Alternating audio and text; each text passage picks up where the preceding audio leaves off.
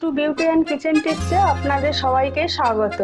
আজ আমি আপনাদের দেখাবো সুন্দরবনের বিখ্যাত কেওড়া ইউনিক আর রেসিপি। সেই রেসিপিটা আপনাদের কাছে আমি এই প্রথম, আমার মনে হয় প্রথম শেয়ার করলাম আমি। এই কেওড়া দিয়ে নদীর মৌরলা মাছ কি করে এই কেওড়া দিয়ে টক করতে হয় বা রান্না করতে হয়, অদ্ভুত স্বাদ আর নতুন ধরনের, একেবারে নতুন ধরনের রেসিপি আপনাদের সামনে আমি তুলে ধরলাম আবারও। তাহলে দেখুন কি করে এই সুন্দরবনের কেওড়া রান্না করতে হয়, চলুন দেখা যাক। আমি এবার এই কেওড়া ফলগুলো দেখুন, এগুলো আমি কেটে নেব। কিভাবে কাটছি দেখুন, আমি এই ছুরি দিয়ে এভাবে এই কেটে নিলাম, এইভাবে পরিষ্কার করে এইভাবে কেটে নিলাম, এইগুলোই বাদ যাবে। আর একটা কাটা দেখাচ্ছি দেখুন, এই ছুরি দিয়ে এইভাবে কেটে নিলাম পরিষ্কার করে।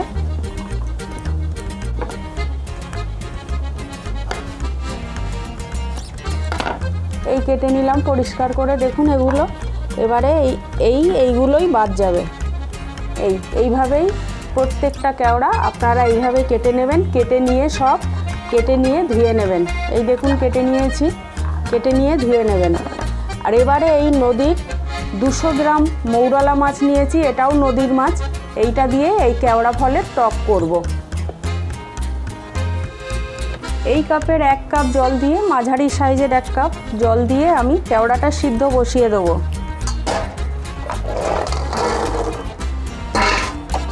দিয়ে আমি ঢেকে দেব। কতক্ষণ টাইম লাগে টাইমটা আপনাদের অবশ্যই বলবো।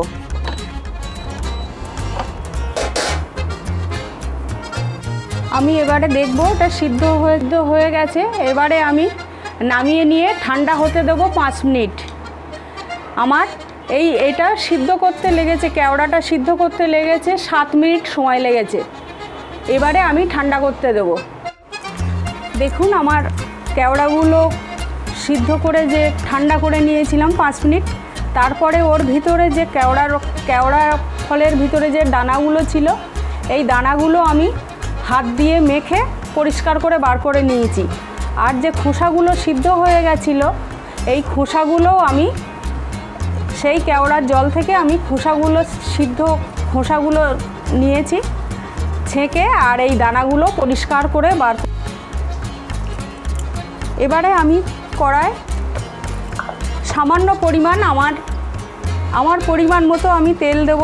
আপনারা যেমন কেওড়া নেবেন সেরকম পরিমাণে তেল দেবেন, কিন্তু এখানে তেল ভীষণ কম লাগে, মশলাও তো লাগেই না, আর তেল ভীষণ কম লাগে। আমি ইন্ডাকশানের টেম্পারেচার একটু বাড়িয়ে দিলাম, দিয়ে তেলটা গরম হয়ে গেলে সামান্য উপকরণে এই কেওড়া একটা টক ফল, এই কেওড়ার টক আমি করব। দেখুন 2টো লঙ্কা আমি কেটে দিয়ে দিলাম,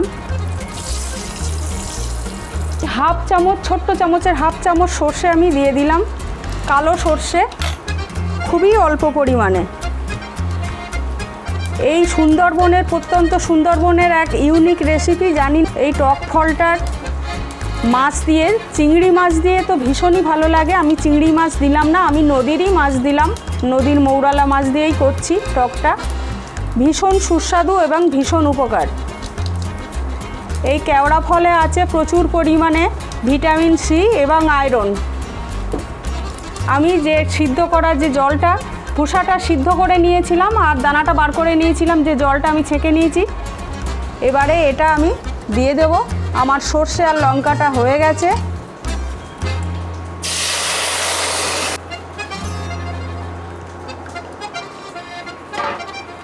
এবারে 1 চামচ লবণ দেব আমি। লবণটা আপনারা আপনাদের পরিমাণ মতো দেবেন। 1 চামচ হলুদ দেব, আর 1 চামচ গুঁড়ো চিনি দেব। আপনারা চিনিটা নাও দিতে পারেন, যদি কেউ মনে করেন খুব টক খাবেন তাহলে চিনিটা নাও দিতে পারেন। আমি সামান্য পরিমাণ একটু চিনি দিলাম। দিয়ে এটা আমি এবারে ঢেকে দেবো 5 মিনিট। এবারে আমি ঢাকাটা খুলে নেব, নিয়ে এবারে একটু এটা আমি নাড়াচাড়া করে, দেখুন ফুটছে। এবারে আমি যে সুন্দরবনের কেওড়া আর নদীর মাছ, এই সুন্দরবনের নদীর মাছ, এটাকে নদীর মৌরলা মাছ বলে, এই মাছটা যেটা আমি নিয়েছিলাম এই সবটাই এবারে আমি দিয়ে দেবো।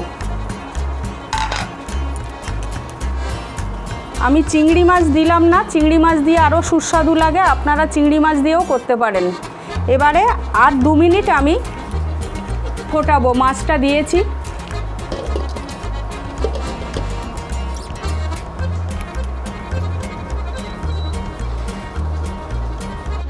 দেখুন আমি ঢাকাটা খুলে নেব। এবারে ঢাকাটা খুলে নিয়ে একটু নাড়াচাড়া করব।